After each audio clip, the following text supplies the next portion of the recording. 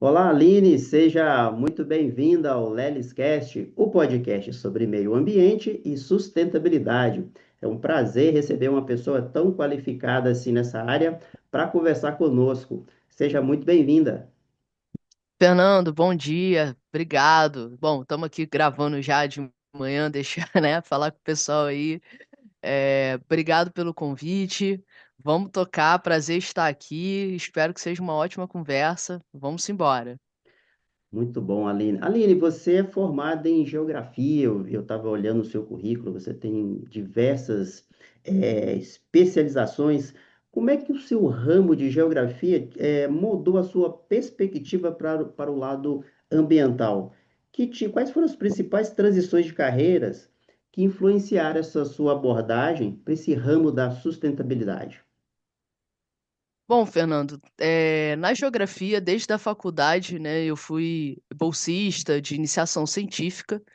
E na faculdade comecei a trabalhar com educação de geografia física e com bacias hidrográficas. Então é uma parte mais eu não gosto de dividir a geografia em física e humana. Uma coisa precisa e depende da outra.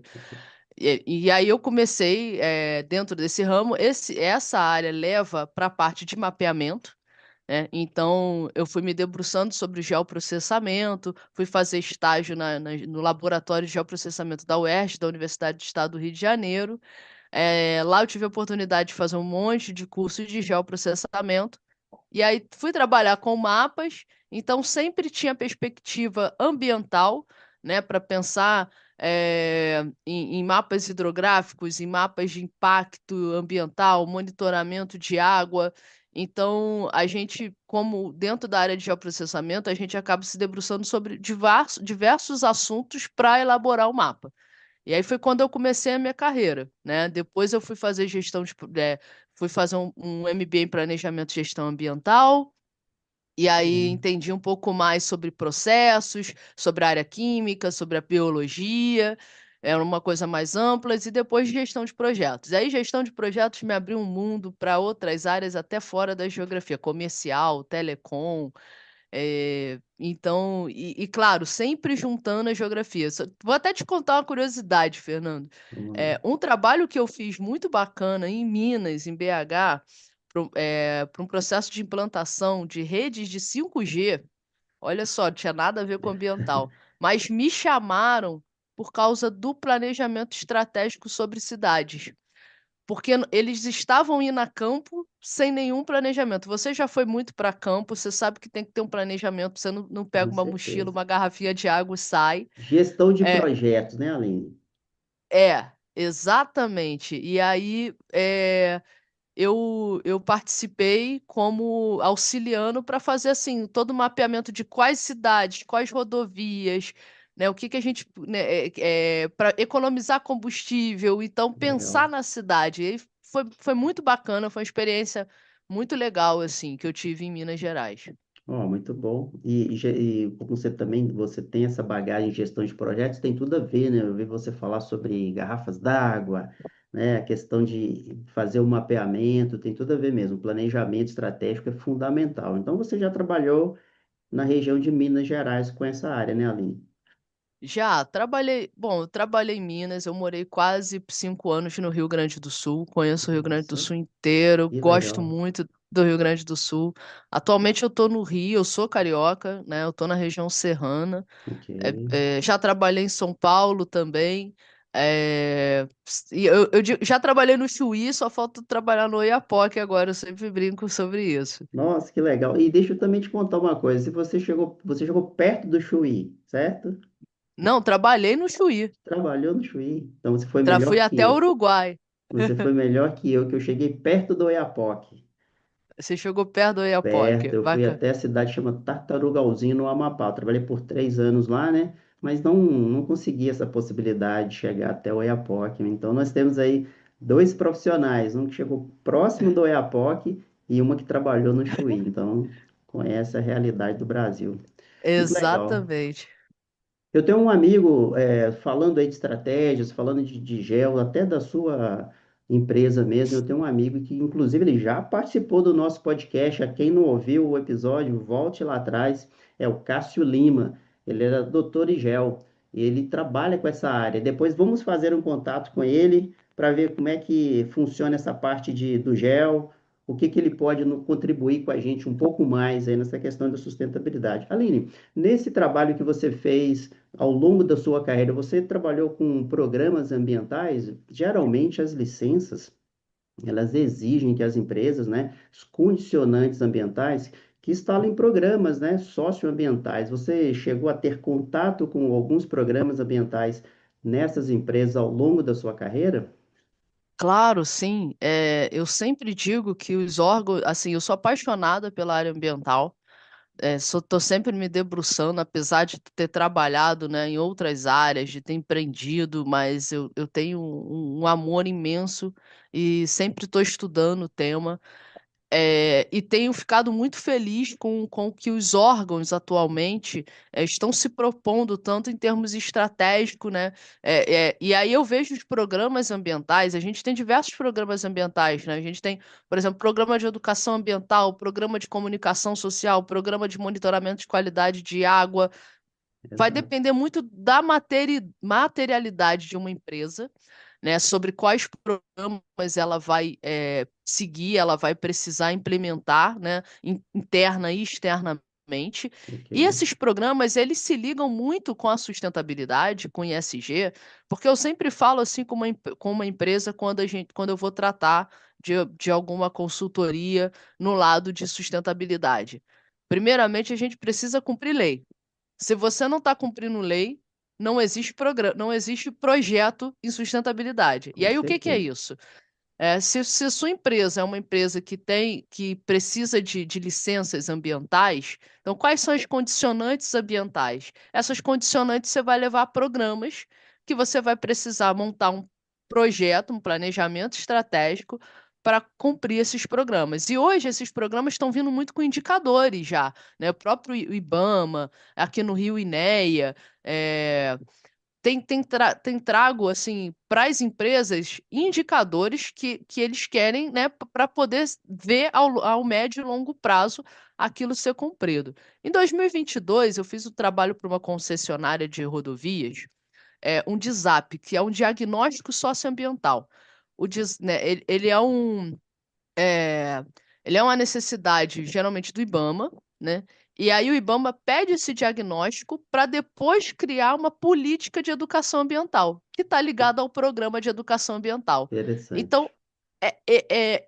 eu consigo hoje ver assim, uma coisa puxando a outra, sabe? Então, eu sempre falo para as organizações: vai fazer sustentabilidade? Quer fazer um relatório? Quer responder um GRI, um relatório Ethos? Quer entrar para o sistema B?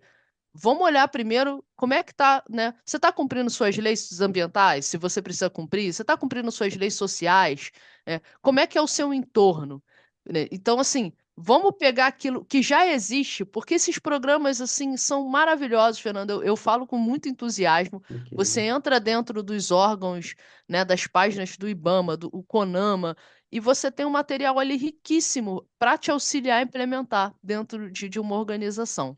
Bem interessante. Aline, não estava no nosso planejamento aqui, mas eu tenho certeza que você vai sair muito bem com essa pergunta. Durante seu diálogo, você falou sobre materialidade, né? Que é material para as empresas.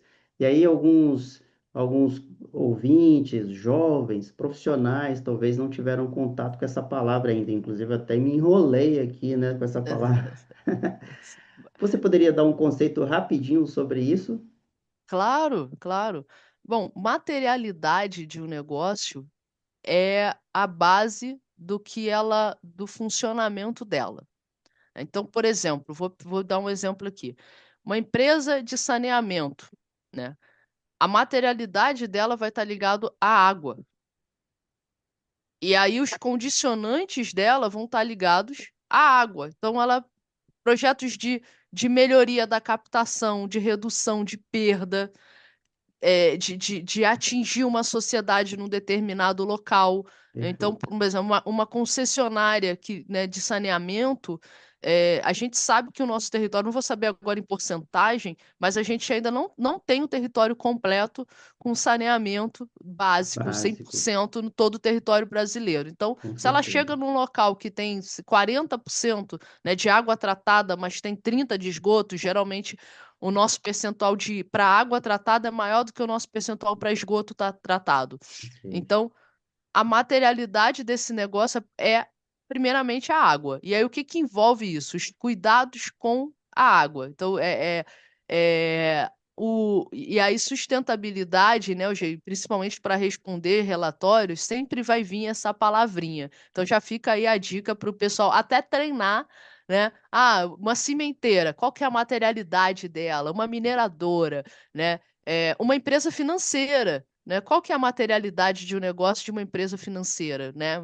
Pode ser um banco, pode ser uma corretora de valores, porque todas as empresas hoje precisam ter, né, esse cuidado com o futuro, né? A gente está com as mudanças climáticas batendo na nossa porta, então não tem como nenhuma empresa fechar o olho para a sustentabilidade.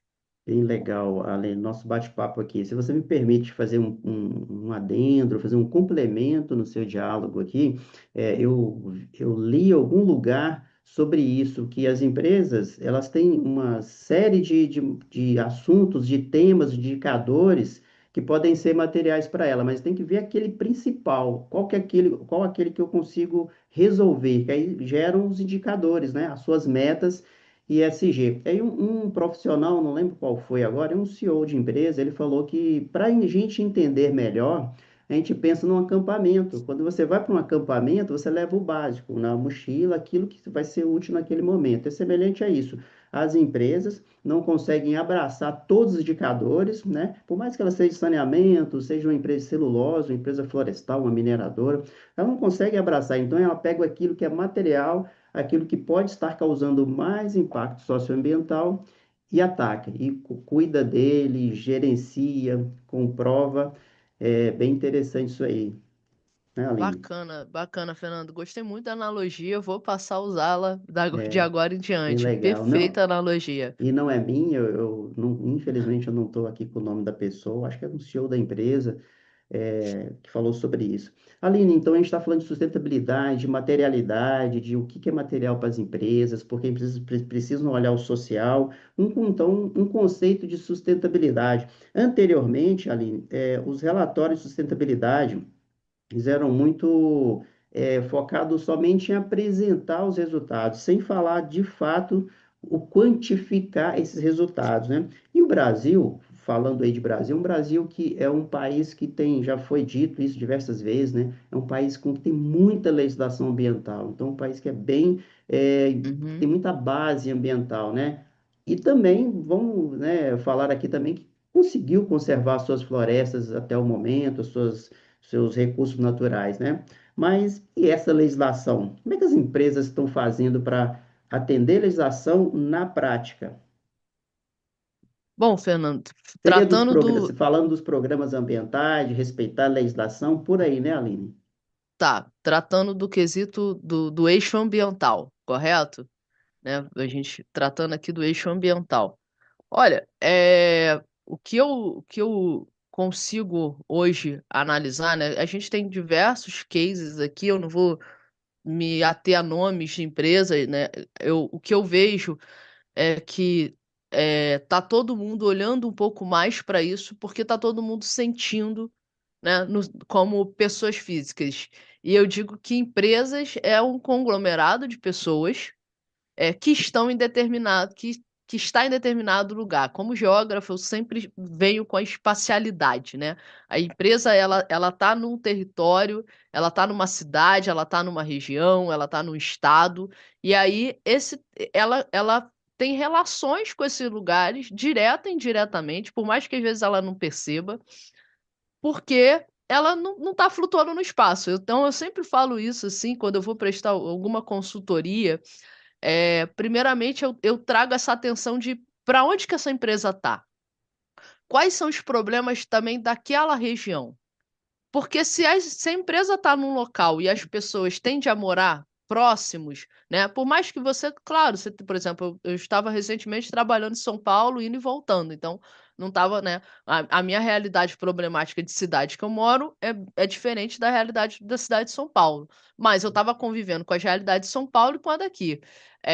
Então, é olhar, o que eu vejo as empresas hoje é olhar para dentro e tá olhando para fora. E aí eu já chamo a atenção que é para olhar para o seu entorno, né? Quando a empresa olha para o seu entorno, ela vai conseguir encaixar seus programas ambientais, os seus programas sociais, a sua governança, e ela vai fazer parte da cidade, né? Ela é um corpo cidadão também, digamos assim, porque é um conjunto de pessoas fazendo aquilo funcionar. E esse conjunto de pessoas vive, né, num determinado espaço. Bem legal. E por isso que é importante aos ouvintes do nosso podcast você conversar com uma pessoa que entende território, até o mapa, né? Até o seu fundo de tela é um mapa. E eu acho que é por aí mesmo, né? Como você falou, quando a empresa for preocupar em fazer seus programas, olha o seu entorno, né? Que muitas pessoas às vezes faz tudo e não se preocupa com a vizinhança, com o social. Então é muito importante. Aline, estamos aqui quase finalizando o nosso episódio. Vamos falar de ESG? Vamos falar. Nem estamos falando, mas tem um top sobre isso, pessoal. E, inclusive, eu falei o nome de um livro, gostaria de citar ele aqui no podcast, é o Ricardo Voltolini, do Ideia Sustentável. Ele tem um livro que chama Vamos Falar de ESG. Li esse livro e recomendo, um livro muito interessante. Ô, Aline, eu estava falando em outro momento sobre relatórios. E os relatórios de sustentabilidade de hoje em dia, ele não pode ser um relatório, como a gente estava conversando, um relatório só para inglês ver, né? Falando bem na prática mesmo. Tem que ser um relatório que traga valor para a sociedade, valor para o empresário. E acho que os ouvintes conhecem na empresa BlackRock e conhecem também o seu CEO internacional, o Larry Fink. E eu aprendi isso recente. Inclusive, quem me disse isso bem no início sobre esse assunto foi o Ricardo Voltolini. Ele parece, né, ele tem uma carta anual que ele mostra como as empresas, né, devem agir. Então, foi daí, eu acho que 2020, né, Aline, você pode até me corrigir, quando ele falou que os relatórios de sustentabilidade eles precisam ser concisos, envolver a sociedade, a governança, o meio ambiente e, no final, provar. Porque você fala que reduziu o consumo de água, mas eu quero evidências claras sobre isso. É semelhante ao GRI também, que era Sim. parecido, mas esses relatórios de ESG, de sustentabilidade, exigido pelos investidores, são muito concisos, muito corretos. Por isso que de uns tempos para cá, né, ficou bem visível as propagandas das empresas, os focos, digamos, entre aspas, desculpe as empresas, uma certa correria para atender esses indicadores. Como é que você vê essa questão, Aline? Falando de ESG, desses relatórios, das Vamos metas? lá. Eu tenho cursado, né, gestão financeira com tecnólogo para me debruçar um pouco mais, Que legal. porque eu aprendi e eu faço parte da corrente que ESG é o risco financeiro do negócio, Muito né? E bom. ESG está no ponto estratégico. Sustentabilidade está no ponto de programas, né? É a mesma coisa? Não é a mesma coisa. Ok. Um trabalha ali de mão dadas com o outro. Porque, como você mesmo disse, as empresas faziam, né, seus relatórios, tinham seus programas, mas qual que era a eficácia disso? O quanto que isso custava para a empresa e o quanto isso gerava de retorno de valor para a empresa. Muito Isso bom. não era metrificado, né? Hoje isso precisa. Já tem até algumas empresas fazendo relatório é, dupla materialidade, né? Fazendo relatórios integrados, perdão, né? Perfeito. Relatórios integrados. E relatórios integrados, ele vai trazer os programas de sustentabilidade, mas ele vai trazer a análise financeira sobre isso, né? A gente até pode falar sobre isso um pouco mais para frente, Fernando. Vai Ok. ser um prazer.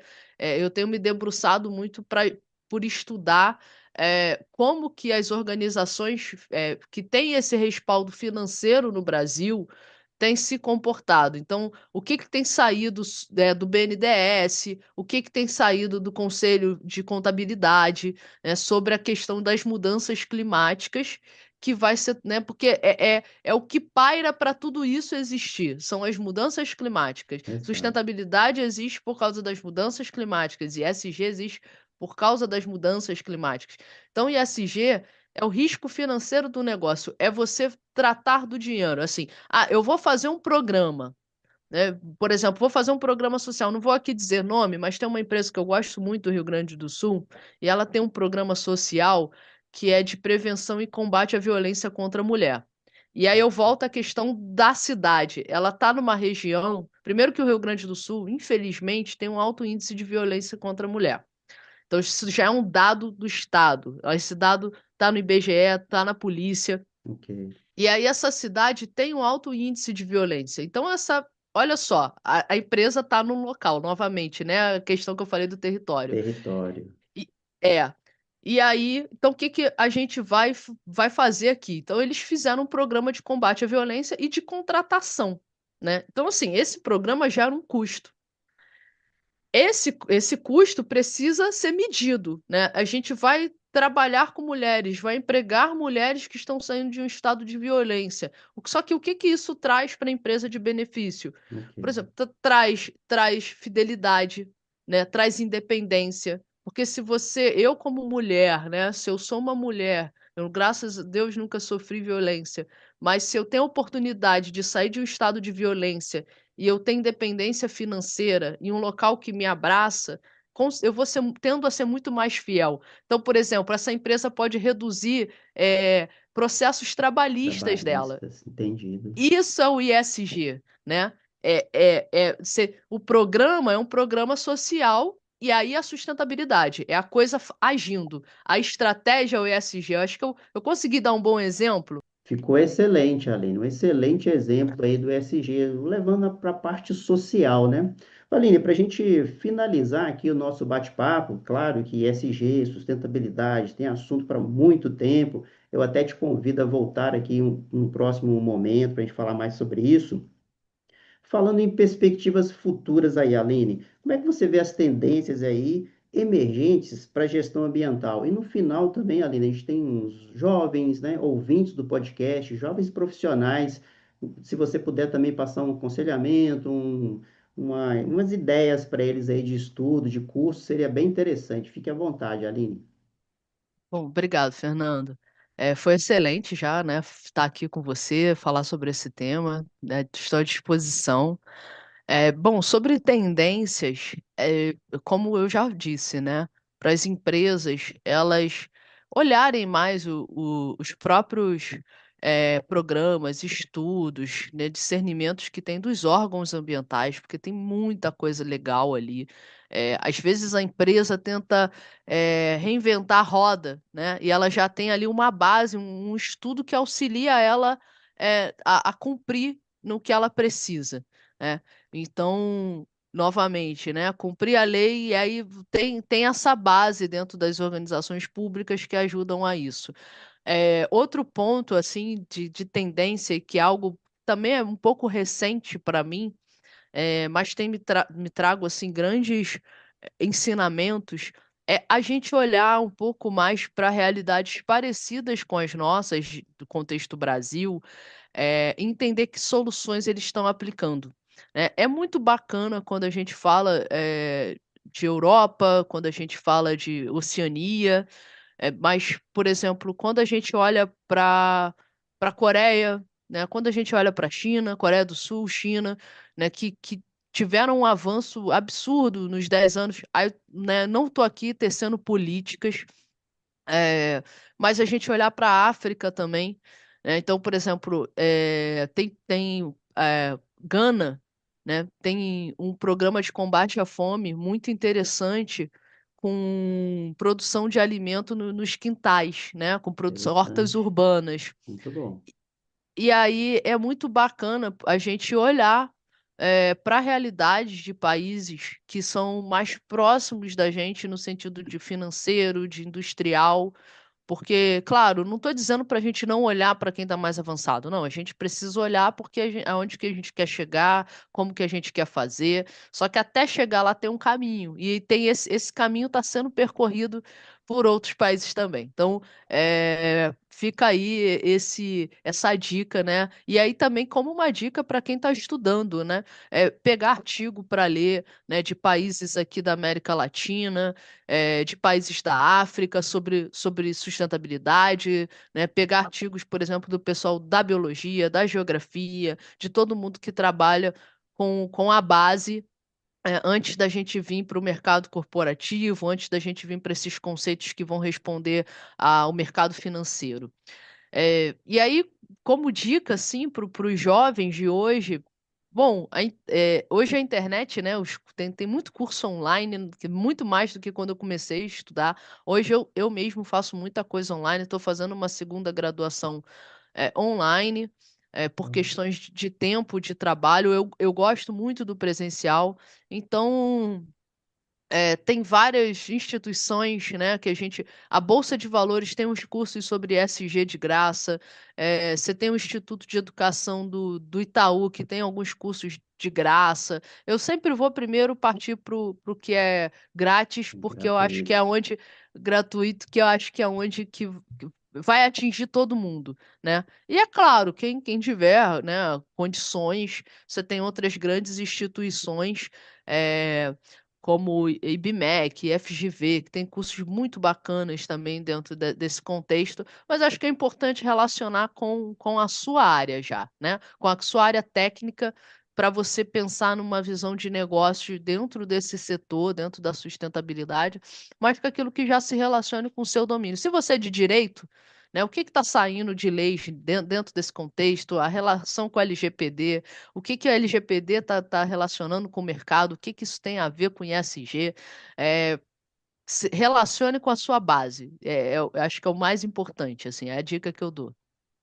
É interessante. A Aline, Aline, quando você foi falando de África, de contexto, de pensar fora da caixa e mapa, eu já lembrei, é uma visão de uma geógrafa, né? Só Brasil não, pense na África, o pessoal que está ali do lado, o que eles estão fazendo interessante, então muito bom. Novamente, então, Aline, te agradeço por aceitar o convite, por estar aqui falando, compartilhando o seu conhecimento, eu gosto muito disso, esse podcast foi criado com esse objetivo de compartilhar conhecimento, né?